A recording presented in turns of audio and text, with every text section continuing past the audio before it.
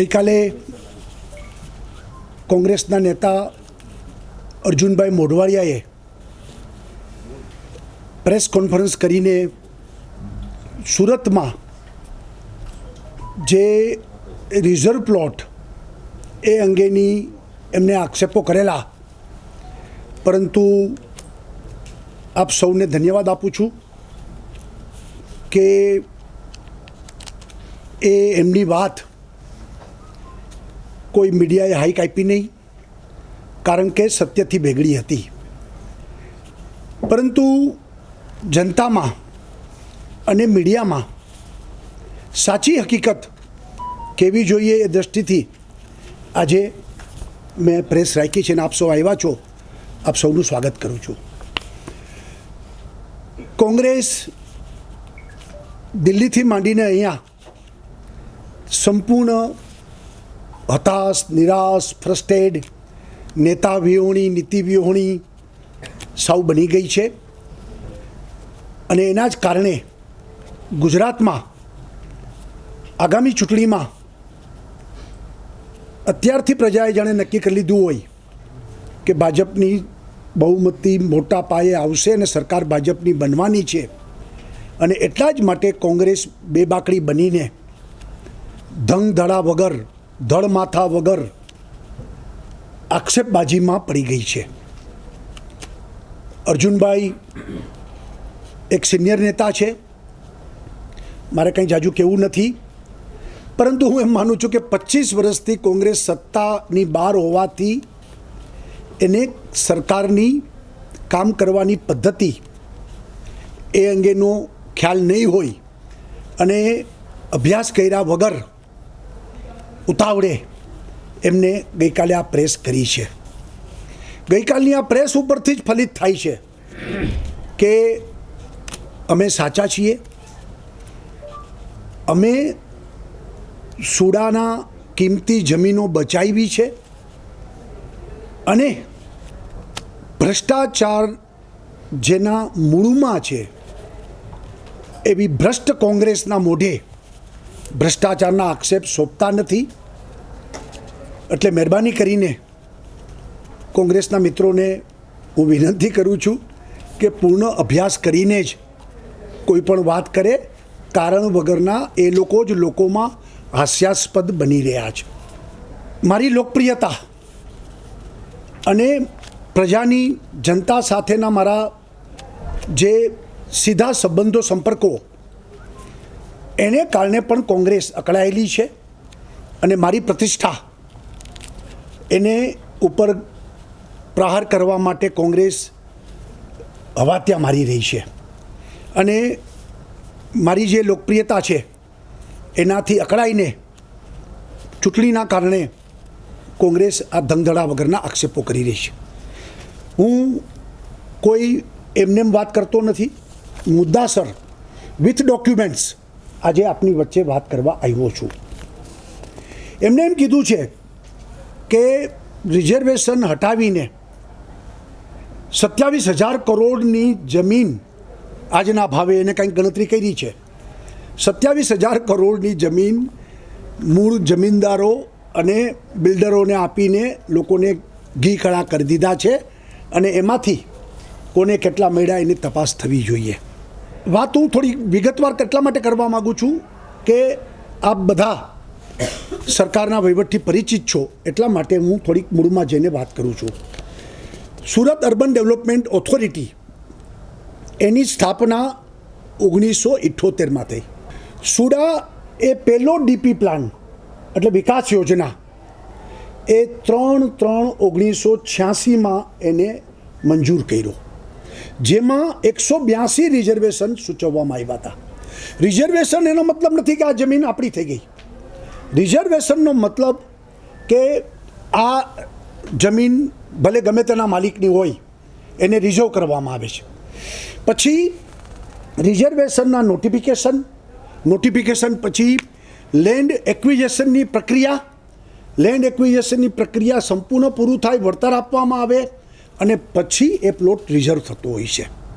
Reservation એટલે ખાલી કહી દીધું એટલે કોઈની જમીન રિઝર્વ થઈ જાય એવું ન હોય, એની પ્રોસિજર હોય છે.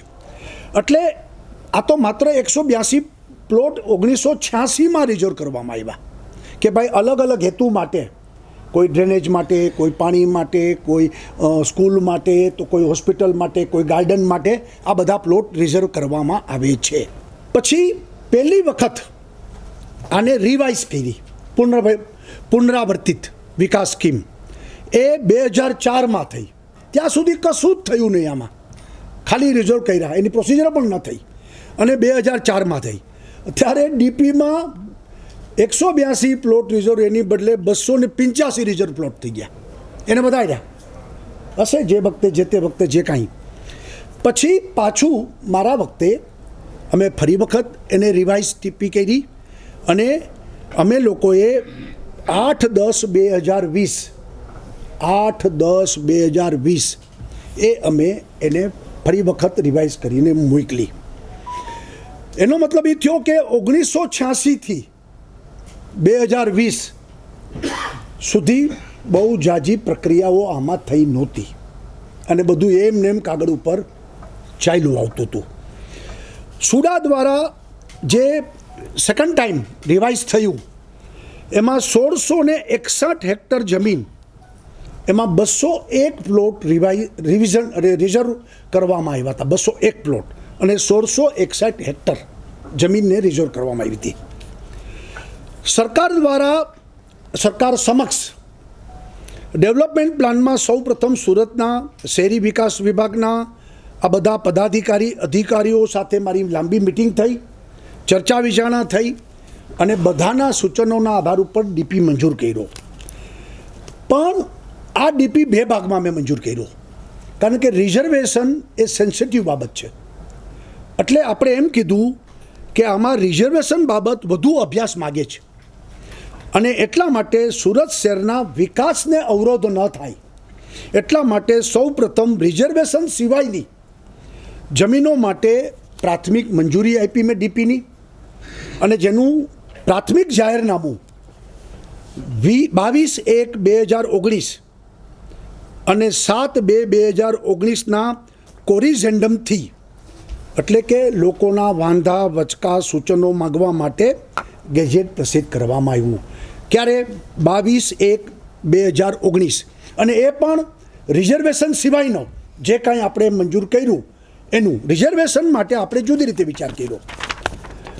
રિઝર્વેશનવાળી આ જમીનો છે તેના અભ્યાસ માટે સરકાર દ્વારા 22/1/19 સુડાની વિકાસ યોજનામાં સૂચવેલ રિઝર્વેશનોનું જરૂરિયાત મુજબની બાબતને ચકાસણી કરી સંબંધિત વ્યક્તિઓ, સંસ્થાઓ, વિભાગો, હિત સંબંધિત નિષ્ણાંતો સાથે પરામર્શ કરી તમામ રિઝર્વેશનની જરૂરિયાતો એની બાબતે ગુજરાત નગર રચના શહેરી વિકાસના અધિનિયમ 1976ના કલમ 17 મુજબ એની જોગવાઈમાં સરકારને મળેલી સત્તા મુજબ અહેવાલને અભિપ્રાય મેળવવા કન્સલ્ટેટિવ કમિટીની રચના મેં કરી ત્યારે. અને આ કન્સલ્ટેટિવ કમિટી સમક્ષ રિઝર્વેશન દૂર કરવા બાબત 627 રજૂઆતો આપને મળી. 627 રજૂઆતો મળી, એ બધાને સાંભળ્યા. 26/6/19 અને 29/6/19 4 દિવસ સુધી આ બધાને સાંભળ્યા. બધાની જે રજૂઆતો હતી એને સાંભળી, અને 8/7/2019ના રોજ મિટિંગ કરીને સંસ્થાઓ અને સૂચનોને ધ્યાનમાં રાખીને સરકારને આ કન્સલ્ટેટિવ કમિટીએ અહેવાલ સુપૃત કર્યો. કન્સલ્ટેટિવ કમિટી 18/9/2019ના રોજ સરકારશ્રીને રજૂ થયેલ રિપોર્ટ એના ઉપર મારી અધ્યક્ષતામાં સુરતના પદાધિકારીઓ, મ્યુનિસિપલ કમિશનર, ચેરમેન સુડા, શહેરી વિકાસના મુખ્ય અધિસચિવ, એના સચિવો આ મિટિંગમાં ચર્ચા અનુસંધાને સદર રિઝર્વેશન અંગે અધિનિયમની જોગવાઈ મુજબ 18/11/2019ના રોજ લોકોના વાંધા સૂચન મેળવવા પ્રાથમિક જાહેરનામું આપણે બહાર પાડ્યું. એટલે કે છે ને કાયદાની બહાર ને એમને એમ કર્યું છે ને બધી પ્રોસિજરો કરી છે, પૂરો સમય પણ આપવામાં આવ્યો છે.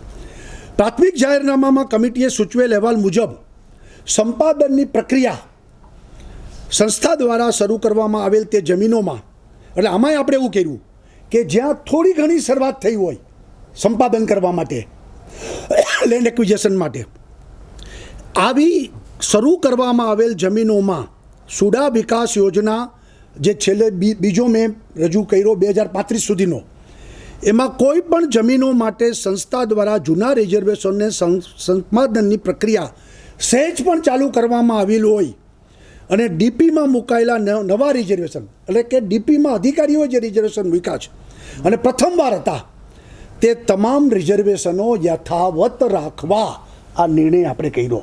એટલે આપણે આ રિઝર્વેશનનો આઈડિયા જ નથી કે જેમાં પહેલી વખત ડીપીમાં રિઝર્વેશન મૂકવામાં આવ્યા હોય સમય સંજોગોને ધ્યાનમાં રાખીને, અથવા તો ભૂતકાળમાં જે કંઈ રિઝર્વેશનના પ્લોટોમાં સહેજ પણ પ્રક્રિયા શરૂ થઈ હોય તો એને આપણે રિઝર્વેશન એમને એમ રાખ્યા છે.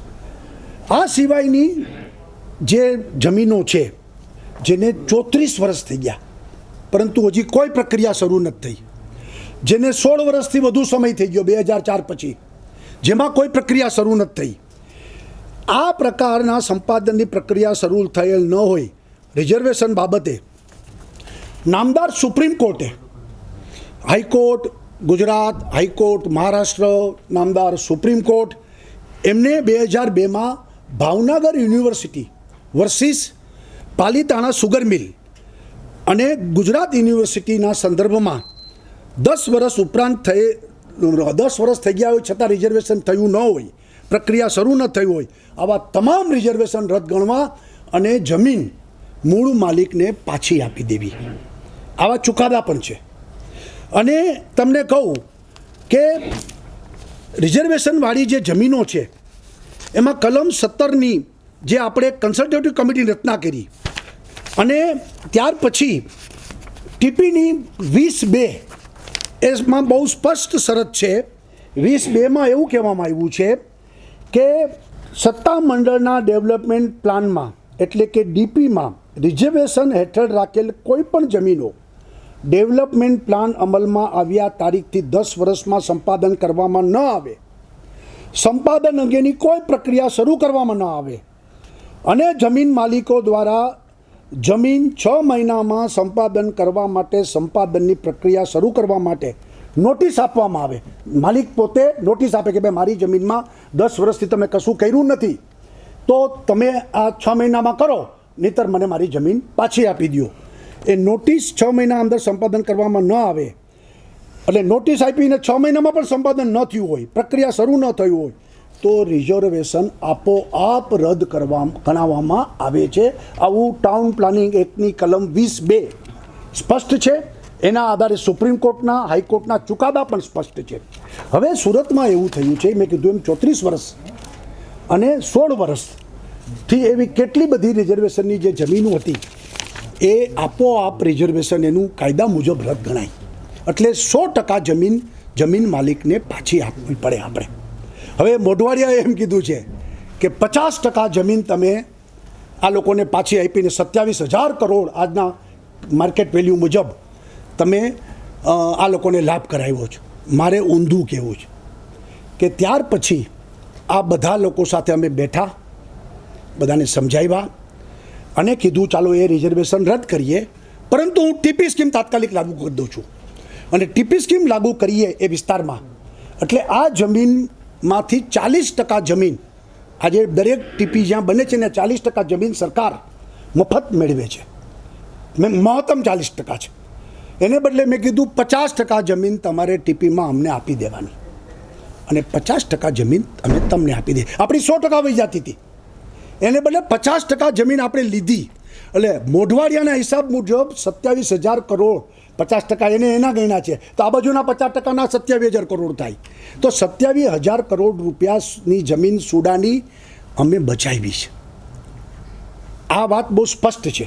નહીંતર કોર્ટના હુકમ મુજબ, અને આજે તમને કહું, હું તમને આ બધું ડોક્યુમેન્ટ આપવાનો છું, એમાં એક આખું પાનું છે, 2 પાના, સોરી 2 દુ 4 આગળ પાછળ.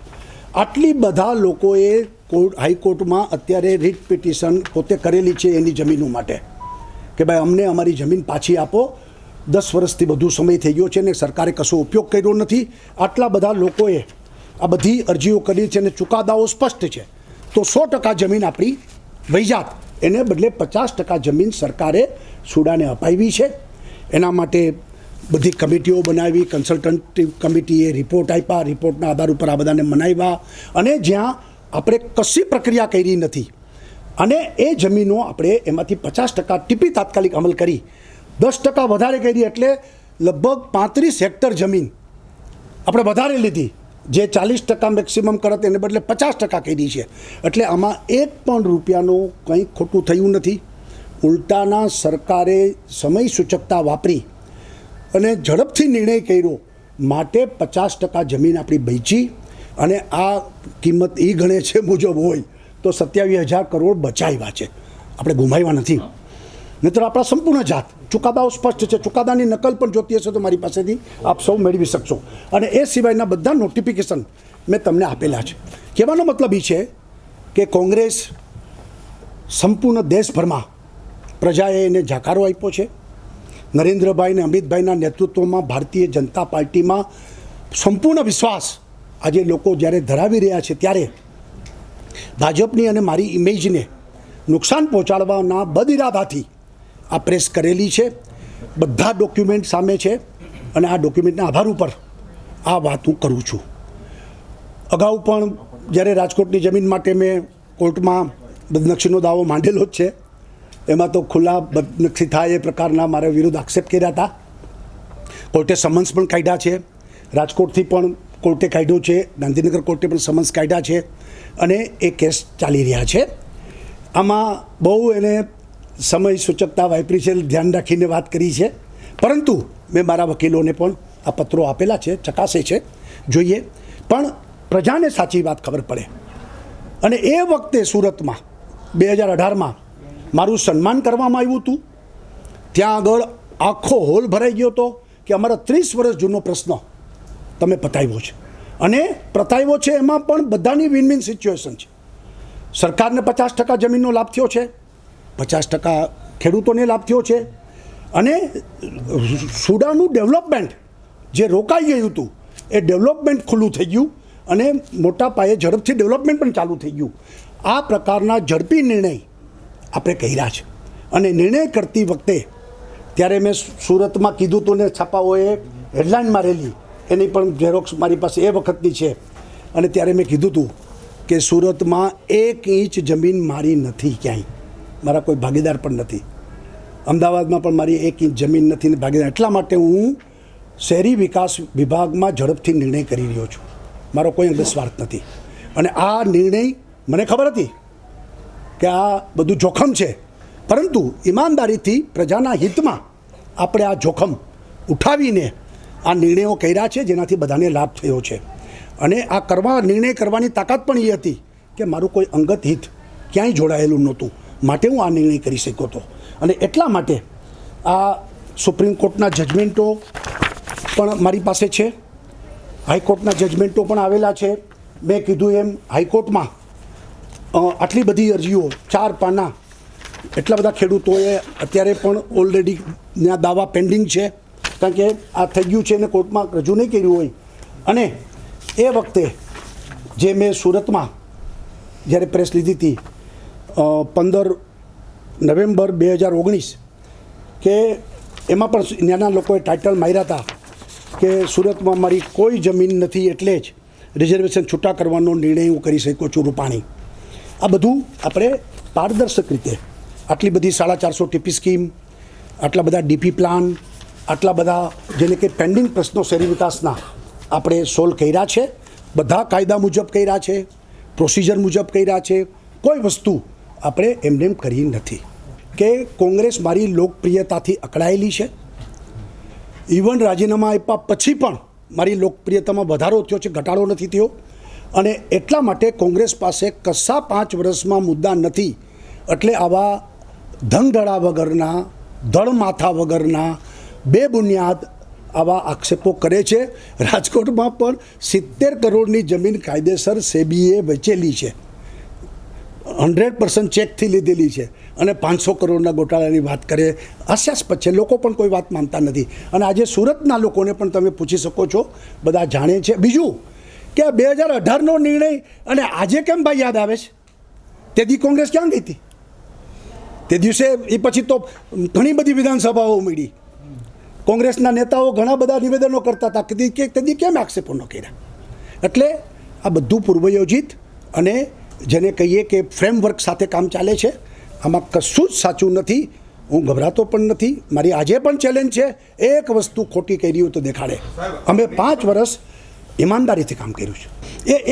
એને કોઈ સંબંધ નથી. તો રાજકીય પાર્ટીનો નિર્ણય છે કે ભાઈ આપણે નિર્ણય કર્યો છે કે ભાઈ હવે નેતૃત્વ બદલવા અને પાટીદાર આગેવાનને આપણે નેતા બનાવ્યા. એ પોલિટિકલ નિર્ણય છે. એટલે એને કોઈ સંબંધ નથી. પણ કહેવાનો મતલબ એ છે કે કોંગ્રેસ 5 વર્ષની શાસનને ગમે તે રીતે વગોવાય એવા પ્રયત્નો સાથે ટાર્ગેટ બનાવીને કરે છે. પાર્ટી નક્કી કરશે એમ. એટલે બીજેપી આ અર્જુનબેન એ સ્પેસિફિક તમારી સાથે પ્રેમ કર્યો છે, એટલે એમાં અર્જુનભાઈનું કોઈ હિત છે ખરું?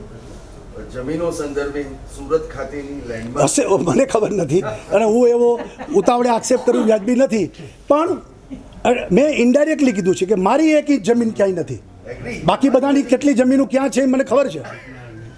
એ મેં કીધું જ છે. સર, આ તમે કીધું પૂર્વ આયોજિત છે, પહેલેથી ગોઠવાયેલું છે. કોંગ્રેસ સિવાય કોઈ આમાં સામેલ છે ખરું? કે કોંગ્રેસને એટલો બધો રસ શું કામ પડી ગયો? ના, કોંગ્રેસને એટલા માટે કે અસ્તિત્વનો સવાલ છે. કોંગ્રેસ સાફ થઈ ગઈ. છેલ્લી ચૂંટણીઓમાં પણ પંચાયતોમાં 90% સીટો અમે જીતા. એ રેકર્ડ છે. 8 વિધાનસભા અમે જીતા, કોર્પોરેશનો બધા જીતા. એટલે કોંગ્રેસ અત્યારે એકદમ બેબાકડી થઈ ગઈ છે અને કોઈ વસ્તુનો આધાર પુરાવા વગર કોઈ પકડાવી દે છે ને સીધી પ્રેસ કરે છે. એથી વિશેષ કશું નથી. સાહેબ, એવું જનરલી થતું હોય કે વિપક્ષ હંમેશા સત્તા પક્ષ અને જે વર્તમાન હોય કરંટ સરકાર હોય સરકાર પર આક્ષેપ કરતી હોય, પણ કોંગ્રેસ દ્વારા સ્પેસિફિક રીતે તમારી પર આક્ષેપ થતા હોય છે અને તમે જે તે સમયના નિર્ણયો લીધા છે. તમને એવું લાગે છે કે કોંગ્રેસ સિવાય કોઈ છે કે જે આ વસ્તુ કરાઈ રહ્યું છે? હું નથી માનતો. એટલા માટે કે ભારતીય જનતા પાર્ટીમાં કોઈ આવું પાપ ન કરે.